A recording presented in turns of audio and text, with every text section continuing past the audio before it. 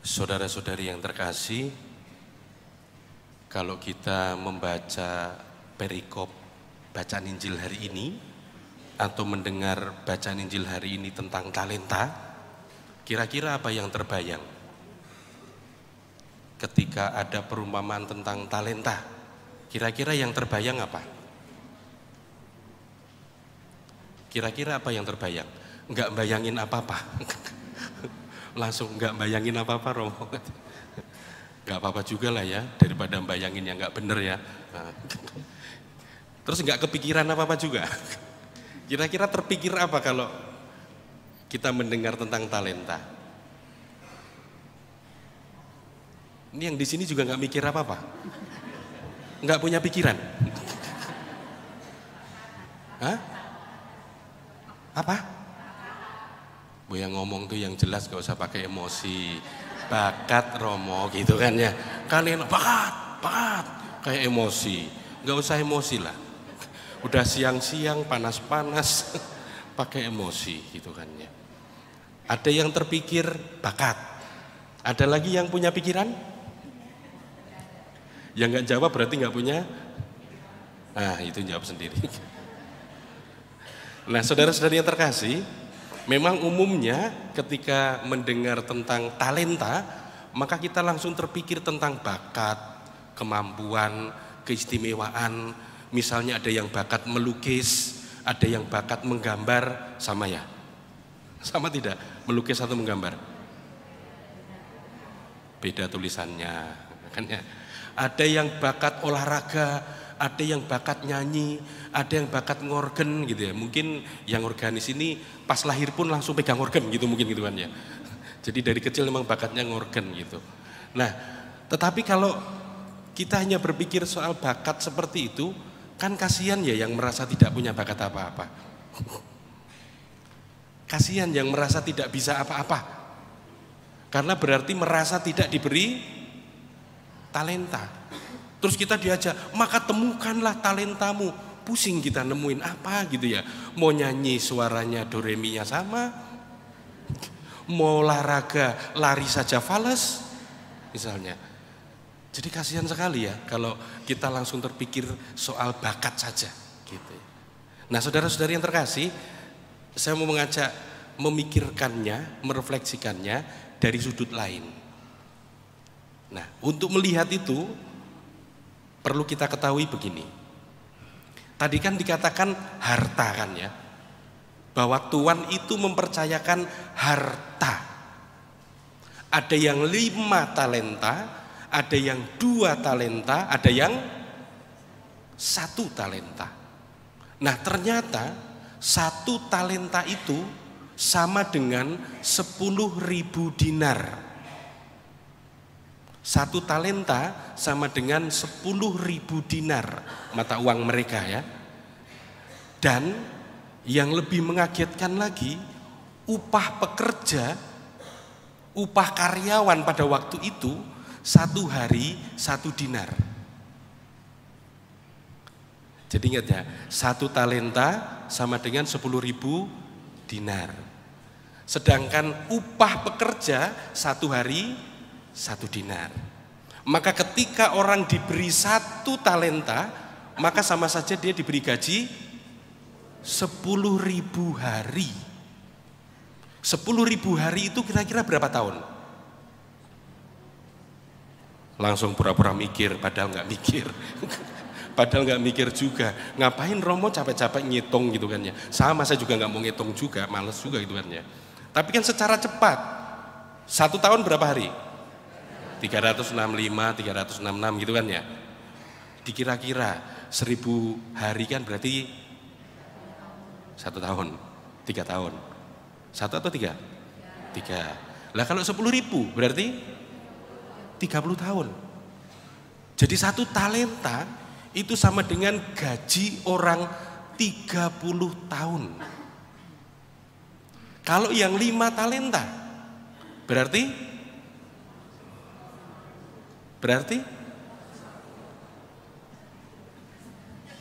ini pada bisa ngitung nggak sini ya? Kalau yang belum lulus SD nggak apa-apa lah, nggak bisa ngitung lah ya. 150 tahun loh. Yang 5 talenta itu sama dengan gaji 150 tahun. Maka tidak habis 4 turunan. Nah justru yang mau digambarkan begini, saudara-saudari yang terkasih. Dalam bacaan Injil hari ini, itu terdiri dari 16 ayat. Percaya atau tidak? Percaya saja. Karena kalian pasti nggak ngitung. Itu terdiri dari 16 ayat. Dan 10 ayat itu bercerita tentang Tuhan. Sedangkan 6 ayat itu tentang hamba.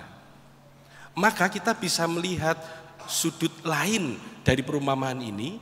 Yang mau dikatakan atau mau digambarkan adalah Tuhan itu sangat percaya kepada hamba-hambanya.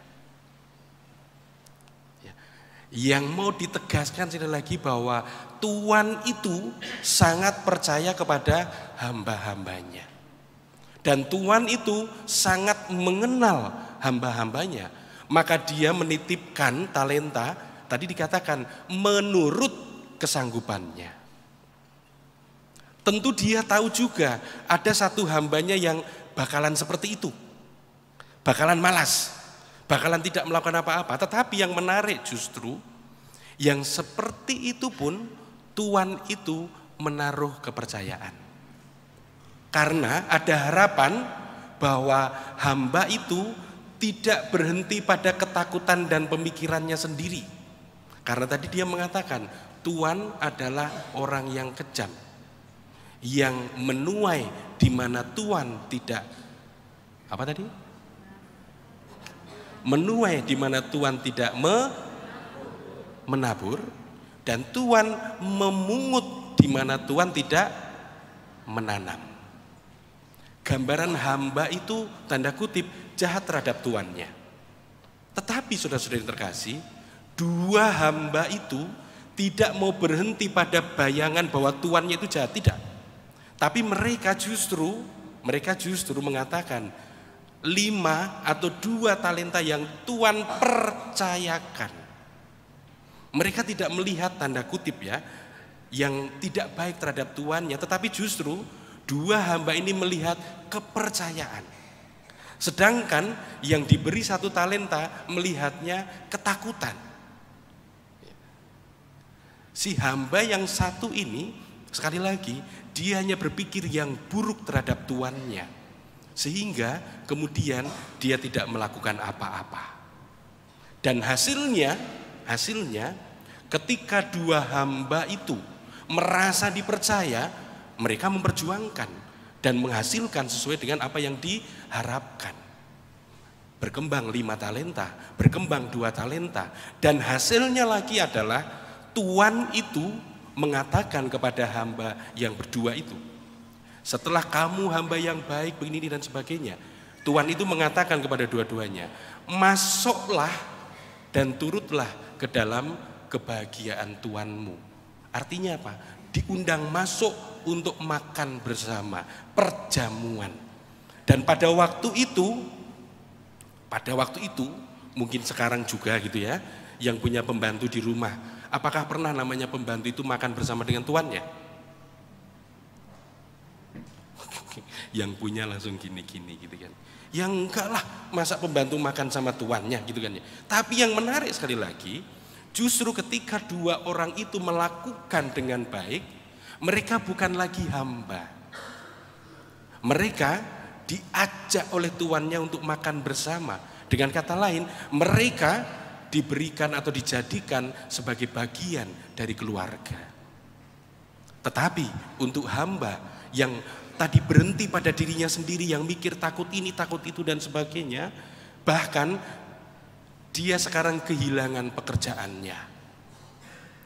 Dia tidak lagi dijadikan hamba. Jangankan keluarga, jadi hamba pun tidak. Dia malah dibuang.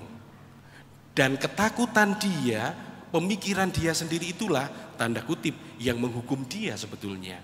Karena dia tidak mau melihat sisi baik. 2 orang ini melihat sisi baik bahwa mereka dipercaya. Tetapi 1 hamba ini tidak bisa melihat sesuatu yang baik terhadap tuannya. Nah, saudara-saudari yang terkasih, sekali lagi, tadi ada soal harta yang sangat berharga, yang sedemikian besar, yang mau menggambarkan Tuhan itu percaya kepada hamba-hambanya. Mau seperti apapun hamba-hambanya, semuanya dipercaya. Maka sekarang kita bisa melihat contoh, ada dua hamba yang sungguh merasa dipercaya, sehingga mereka melakukan apapun yang terbaik. Tetapi ada satu yang takut ini, takut itu, dan sebagainya, selalu khawatir. Dan dia tidak melakukan apapun.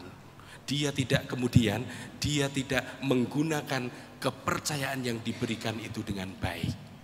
Saudara-saudari yang terkasih, tentu kita pun juga mengalami yang namanya merasa dipercaya, itu akan memberikan kekuatan kepada kita. Di rumah saja paling gampang gitu ya, di rumah paling gampang. Kalau anak itu selalu disalahkan, maka anak itu gak mau ngapa-ngapain, karena akan selalu takut salah. Suami istri kalau sudah tidak saling percaya, jangankan melakukan sesuatu yang besar, bikinin teh saja malas, karena sudah merasa tidak dipercaya oleh pasangannya.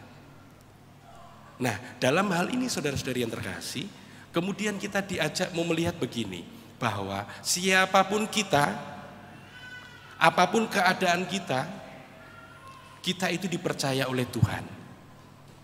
Kita dipercaya oleh Tuhan. Maka tadi saya katakan, dalam pembaptisan dan juga sakramen krisma, bahkan Tuhan mempercayakan rohnya sendiri kepada kita, menganugerahkan rohnya yang kudus itu kepada kita. Maka yang disebut harta Tuhan itu bukan sekedar soal bakat saja, bukan sekedar soal kemampuan saja, bahkan dirinya sendiri. Dirinya sendiri yang begitu berharga diberikan kepada kita. Nah, dalam hal ini kemudian kita diajak juga untuk merenungkan, sungguhkah kita mempercayai itu? Sungguhkah kita merasa bahwa Tuhan mempercayakan dirinya kepada kita? Percayakah bahwa Tuhan menganugerahkan rohnya itu kepada kita? Kita percayakah apakah kita ini sungguh-sungguh orang yang dipilih oleh Tuhan? Orang yang diberi anugerah khusus oleh Tuhan? Kita percaya atau tidak hal itu? Ketika kita percaya, karena kita juga merasa dipercaya oleh Tuhan, maka tentu ada harapan kita pun akan melakukan yang terbaik yang kita bisa. Kita akan melakukan sesuatu. Kita tidak diam saja. Kita tidak dibiarkan takut ini, takut itu, putus asa dan sebagainya. Itu di satu sisi. Di sisi lain, toh kita itu juga menghadapi mungkin diri kita juga begitu. Orang-orang yang seperti hamba yang ketiga tadi.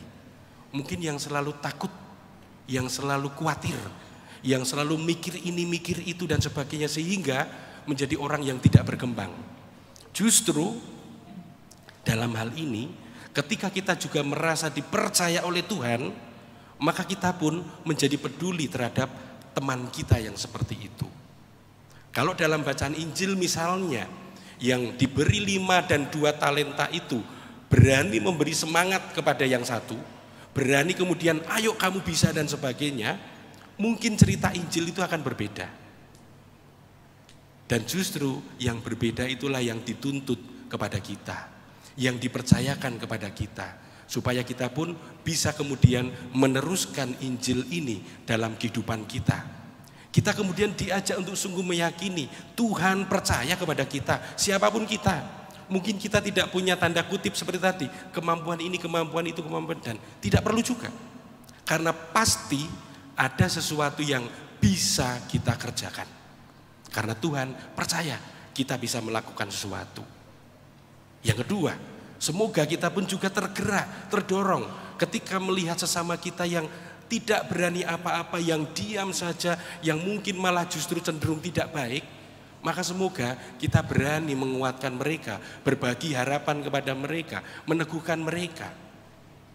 Dan ini semua diberikan kepada kita berkat anugerah Roh Kudus. Paling gampang karya Roh Kudus itu begini. Saya selalu memberi contoh untuk anak-anak sekolah karena paling gampang. Ya, untuk anak sekolah itu begini. Kita itu sebetulnya tahu yang namanya nyontek itu kan pasti tidak benar. Tetapi kadang kalau tidak nyontek disingkirkan di kelas itu. Karena dianggap sebagai anak yang sok baik, sok suci. Tapi pertanyaannya, Roh Kudus itu menggerakkan kita untuk nyontek atau tidak?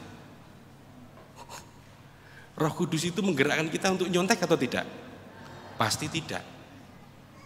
Hanya tadi kita sering seperti hamba yang 1 talenta tadi, kita takut dianggap ini, kita takut tidak diterima teman-teman, sehingga ikut-ikutan. Gitu kan? Padahal kita tahu seharusnya begini. Maka semoga Roh Kudus itu yang dianugerahkan, dipercayakan kepada kita juga menggerakkan kita dan kita berani mengikuti. Apa yang membedakan kalian kemudian anak-anak sekolah Katolik ini dengan yang lain kalau tidak berani bersaksi seperti itu?